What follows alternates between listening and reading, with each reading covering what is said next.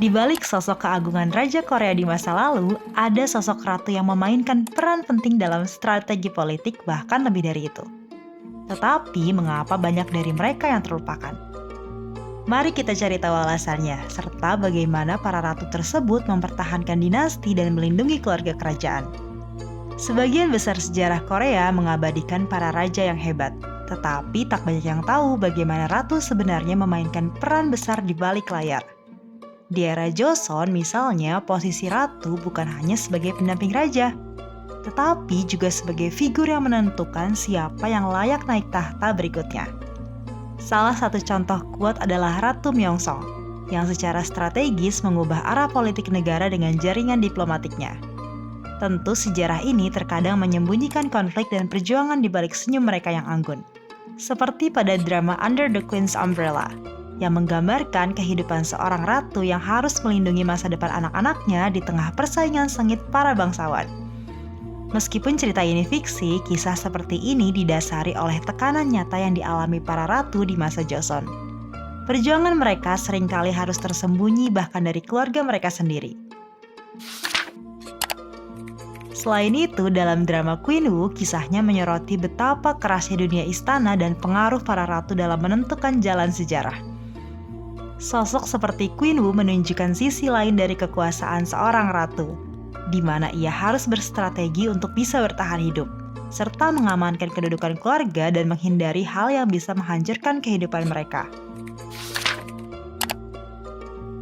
Mungkin kita sering berpikir bahwa kekuasaan hanya ada di tangan para raja. Tapi sejarah mencatat bahwa tanpa kehadiran para ratu yang cerdik, sejarah Korea mungkin tidak akan pernah sama. Seperti yang digambarkan dalam drama Under the Queen's Umbrella, para ratu seringkali harus menyembunyikan keputusan mereka di balik wajah yang tenang. Ratu Myeongsong misalnya, mengorbankan segalanya untuk diplomasi dan bertahan melawan tekanan eksternal, yaitu ketika Jepang ingin mendominasi Korea.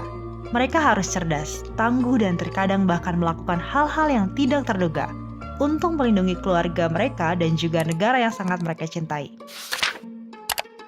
Nah, tidak hanya itu, drama ini juga secara dramatis memperlihatkan bagaimana ratu harus menggunakan segala cara, termasuk memanipulasi aliansi dan menyembunyikan kelemahan keluarganya.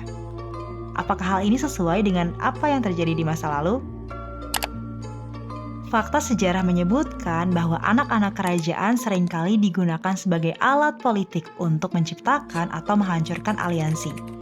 Inilah sisi tergelap dari dinasti Joseon yang jarang diangkat. Namun menariknya, drama ini juga mengangkat isu kesehatan mental yang kerap terabaikan dalam sejarah kerajaan.